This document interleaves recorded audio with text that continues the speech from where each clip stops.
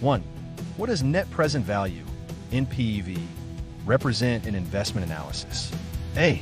The total amount of cash invested. B. The value of all future cash flows discounted to the present. C. The average annual return on investment. D. The time it takes to recover the initial investment. Why is NPV considered a powerful decision tool for legal and business decisions? A. It ignores the time value of money. B.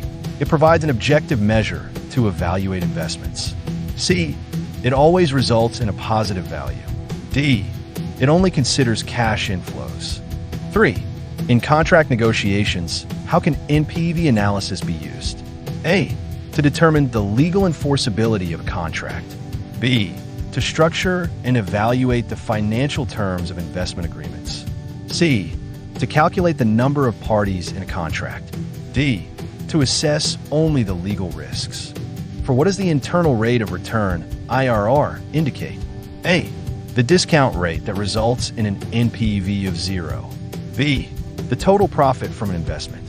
C. The legal risk associated with an investment. D. The time to recover the initial investment. 5. Why do boards of directors care about hurdle rates when evaluating IRR? A. To ensure investments meet or exceed required minimum returns. B. To calculate the payback period. C. To determine the legal structure of the board. D. To assess only the legal risks. 6. What is a potential legal implication of multiple IRRs in a project? A. It simplifies contract negotiations. B. It can create ambiguity in interpreting investment returns. C. It guarantees a higher NPV. D. It eliminates the need for legal review. 7.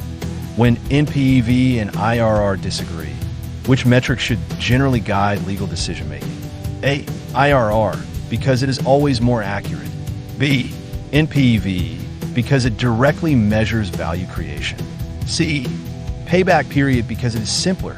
D. ROI, because it is more commonly used. 8. What does the payback period measure in investment analysis? A. The present value of future cash flows. B. The time required to recover the initial investment. C. The legal enforceability of an agreement. D. The total profit over the investment's life. 9. How is return on investment, ROI, typically used in legal agreements? A. To calculate legal fees. B. To assess the profitability of an investment. C. To determine the number of parties in a contract. D. To evaluate only the legal risks. 10. In M&A transactions, why is investment analysis important? A. To determine the legal jurisdiction. B. To evaluate the financial impact and value creation of the deal. C. To calculate the number of employees. D. To assess only the legal risks.